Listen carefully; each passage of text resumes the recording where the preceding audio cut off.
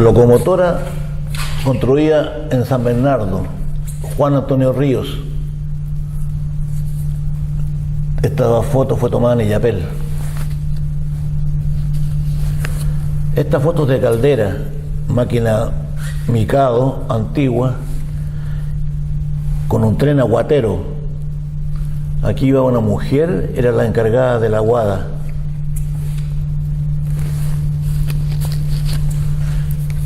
Esta foto de la casa de máquina de la Calera, del año más o menos, se calcula del año 42. Aquí están los ingenieros, está el personal de mecánicos, maquinistas y lubricadores. Esta es una locomotora Borzing alemana, cremallera. Esta foto está tomada en Illapel también, con un personal de fogoneros. Ahí están maquinistas, mecánicos.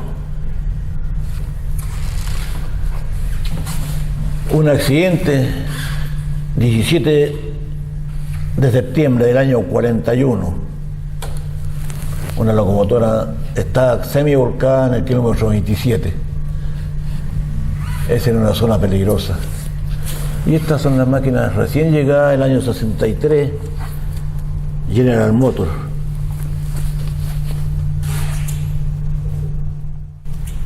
Esto fue cuando inauguraron la fundación de la sociedad, cuyo presidente fue don Manuel Rodríguez,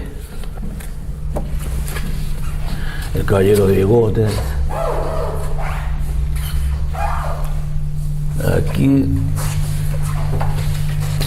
esta fotografía fue tomada el 17 de septiembre a las 11 de la mañana del año 1960.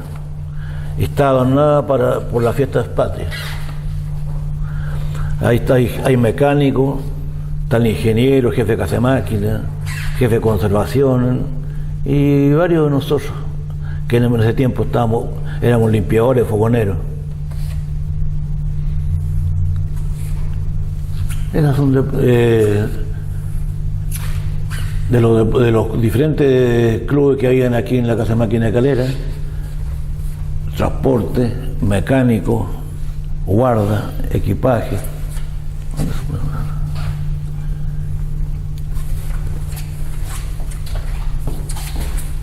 Esta es una foto antigua, conozco a todos esos caballeros, son del año 37 esta foto.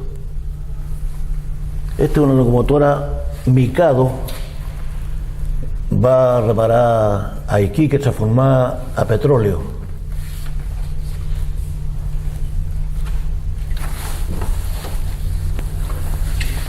Y esta es una foto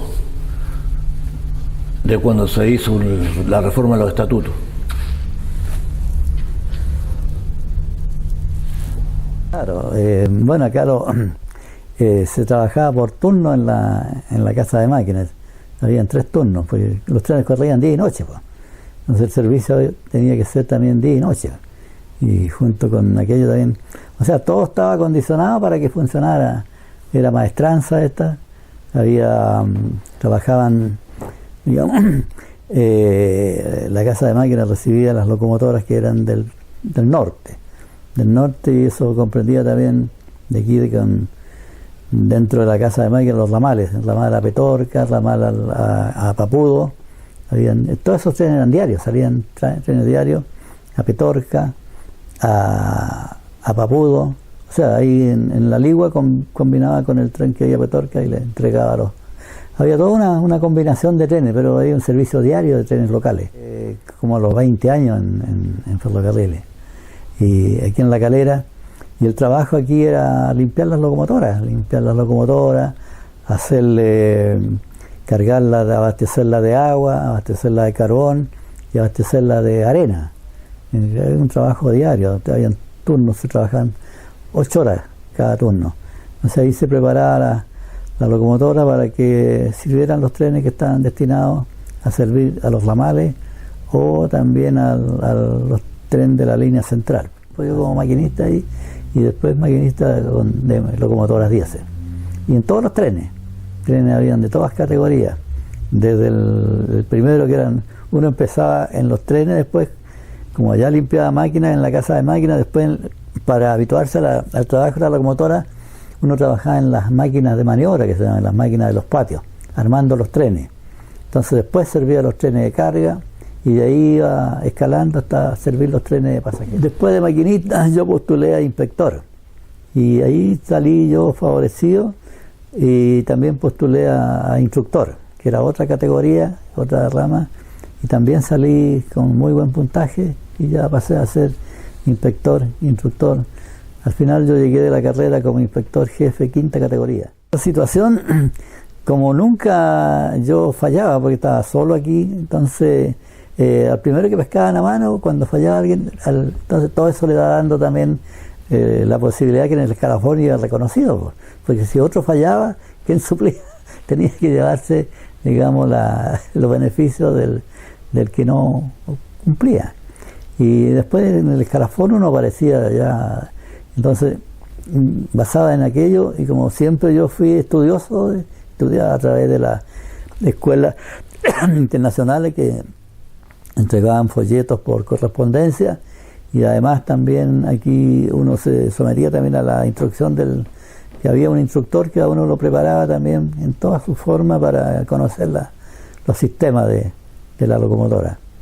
Así que ahí uno, al tener cumplimiento con todos los requisitos, uno en el escalafón iba y todo corría automáticamente. Entonces porque el escalafón era general y a la vista estaba de todo, entonces el que uno se ubicaba al tiro, cuánto le faltaba para ascender, pues. Entonces si era muy poco uno se cubría para no perder esa oportunidad, porque de atrás venía el otro, entonces lo suplía el otro con todos los requisitos, y como esto se cumplía pero mecánicamente, porque las jubilaciones, cumpliendo los 30 años, tenía que irse, todos se iban jubilados y los suplían los que venían de atrás, todos los años había concursos. Prestaba un servicio pero enorme. Si por aquí se movilizaban hasta los presidentes, pues, si pasaban los parlamentarios, mucha gente, o sea, todos pasaban, no había otro sistema de transporte, ¿no? De transporte salvo el buque, salvo el vapor. Entonces aquí habían trenes presidenciales. ¿Había carretera panamericana? No existía todavía la carretera panamericana. Así que el tren era el principal medio para movilizarse. Y de aquí se pasaban los presidentes. González Videla pasaba por aquí, pues entonces había que tenerle, y el presidente tenía un coche presidencial, pues claro, todos tenían, y aquí había un servicio también de comedor, o sea, de comedor todos los trenes tenían, pero el expreso, el que había hasta aquí, que se llevaba a dormitorio, con coche de dormitorio. O sea, sí había un buen servicio negativo total, porque de repente con el toque de queda, como que se preparó la situación esta, porque ya controlaban todo estaba controlado, nadie podía andar en la calle después de las 7 de la tarde, entonces a nosotros nos daban, por lo general la gente fue muy detenido en la noche circulando a veces le daban una tarjeta como que podía transitar, pero otras veces se perdían, se extraviaban, porque aquí uno trabajaba de día, de noche, todos los días. Y en eso hubo mucho problema. Y después de eso como que la gente ya se habituó a no salir de noche, a no viajar de noche, y los trenes fueron perdiendo como vigencia. 78, el 16 de julio. Hasta ahí me llegó nada más que la... ¿Cuántos años ya trabajando en ferrocarriles? 26 años. Claro. ¿Te faltan 4 años para cumplir los 30 años? Los 30, claro. Claro que dentro de la empresa uno ya sabía de que con el tiempo que tenía, porque como era una empresa del Estado, entonces todos los funcionarios con más de 15 años podían computar años y jubilar con los días que tenía. Pero tenía que tener una justificación para... Al que lo echaban así nomás, pues no había lugar a que pudiera reclamar algo, porque yo felizmente estaba en el rango ahí que ya tenía mis años, 26 años, además tenía años de abono, porque a los maquinistas que trabajaban en la línea, por cada 5 años le daban un año de abono también. Claro. Pero los 30 años eran definitivos para el desahucio, para todo. Y para cada uno de la jubilación uno imponía para la jubilación, imponía para el desahucio, imponía para el Montepío. Por eso que todo lo que teníamos nosotros tenía muy buenas garantías, pero todo era en base a aporte que hacíamos nosotros. Imponía la empresa también, imponía el Estado.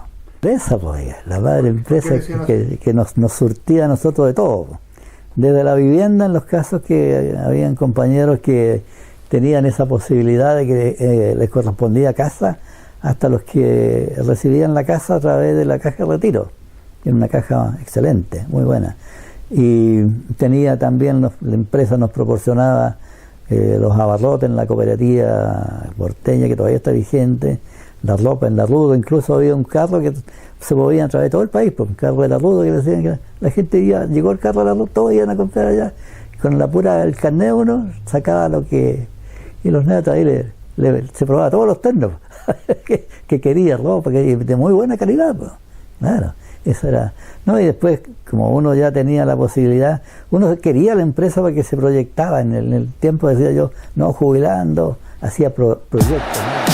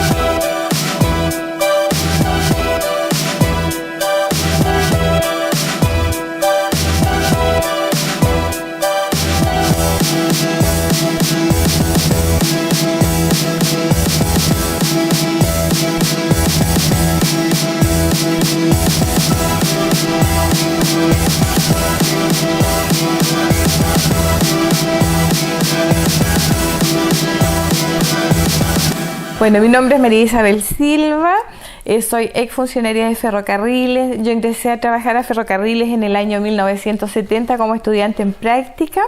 Luego me quedé y en el año 1971 ya ingresamos a la planta. De ahí pasé por todas las secciones del ferrocarril, empezando por personal, estadística, pases libres, asignación familiar, alistación. En ese tiempo existía la ley 10.383, entonces nosotros pagábamos al personal de esa ley, pagábamos en efectivo, le hacíamos todo el asunto de las libretas del Servicio de Seguro Social. Con todas las funciones inherentes de secretaria.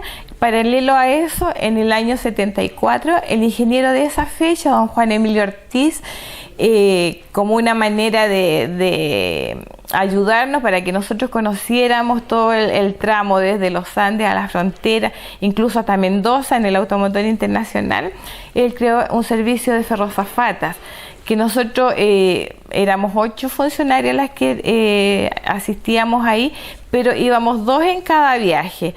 O sea, nosotros le ayudábamos a las mamás a cuidar a los niños, a hacerle las mamaderas, ayudábamos a los trámites de la Policía Internacional, de aduana, todo eso en el trayecto.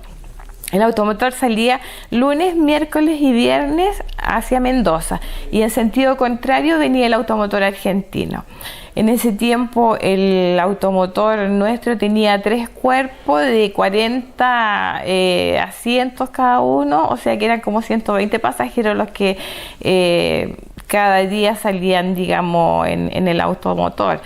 A grandes rasgos, en tiempo de cordillera se suspendía por algún tiempo dado por la nieve, había que hacer despejes, qué sé yo, entonces a veces no podía funcionar. Y el que más siempre nos traía problemas era el automotor argentino, porque era demasiado rígido, entonces casi siempre se desrielaba. O sea, bueno, ellos venían desde la Argentina, pero el personal de acá de los Andes, ellos tenían que ir a enrielarlos, a rescatarlos, qué sé yo. Así que eso es como a grandes rasgos el trabajo que nosotros hacíamos en el Automotor Internacional, como era de ayudar a las personas, digamos, a los ancianos, las mamás con los niños. Eso era lo que más hacíamos, digamos, en el trayecto. Me llamo Hugo Bravo Moreno. Era quillotano. En Quillota hice el curso para ferroviario y empecé mi trabajo en Quillota como ferroviario y recorrí todo desde Valparaíso hasta Yayay y Los Andes, en todas las estaciones: Villa Alemana, Limache, Quillota, movilizador, y después llegué de movilizador a Los Andes y después de ahí permuté con un compañero y pasé al Trasandino. Y del Trasandino estuve en la movilización, movilizando los trenes, igual que en Quillota, en la movilización con cabina. En Yayay había una cabina de 57 palancas eléctricas. Y cuando llegué a Los Andes, llegué de movilizador al Trasandino, movilizando los trenes que salían para la frontera. Y después me nombraron de conductor en los trenes de carga que iban a las cuevas a buscar ganado en ese tiempo solamente. Posteriormente empezó el auge de la carga para la aduana. Traían materias primas, cuero en ese tiempo. La mayoría de los trenes traían tres carros de cuero para las fábricas de allá de Talca y otros productos más de materias primas. Pero el fuerte en principio fue el ganado. Se corrían 3 trenes con 108 novillos cada tren, como con 7 rejas, con máquinas eléctricas, máquinas diésel hasta Río Blanco, y de Río Blanco hacia la frontera, hasta las cuevas, eléctrico. Después de andar en los trenes de carga, también no me tocaba ir a Caracoles a atender el peaje, porque el peaje era ahí en Caracoles. La oficina estaba pegada al cerro, al túnel internacional. El túnel internacional mide 3.200 metros, 3 kilómetros 200. Y después estábamos una semana y después iba otro compañero y después nos tocaba el turno en los trenes de carga y los locales a Río Blanco, incluso a buscar el concentrado de la minera andina, que se inició en esa época. El concentrado que iba directo a Ventana. Y los tocaba viajar en el automotor, casi cada 15 días, casi 20 días, porque los turnaban con nuestros compañeros. O sea, el automotor hacía 120 pasajeros, a veces menos, y tenía un coche salón que era compuesto por 3 unidades. Las dos unidades una unidad era motriz y la de la cola igual, y la del centro era un salón que no era motriz, era una especie de auxiliar, y ese llevaba el coche comedor. Y nosotros salíamos en el automotor a las 11:08 minutos de acá de Los Andes y llegábamos a Mendoza como a las 6, 7 de la tarde. En el sector de cremallera era lo más complicado, porque ya las máquinas muy antiguas, la cremallera también no está en muy buenas condiciones, así que de repente en las bajadas era el problema, porque la cremallera servía para subir y después servía para frenar bajando. Entonces de repente se montaba el piñón de la máquina, se montaba en la cremallera y ahí era el peligro.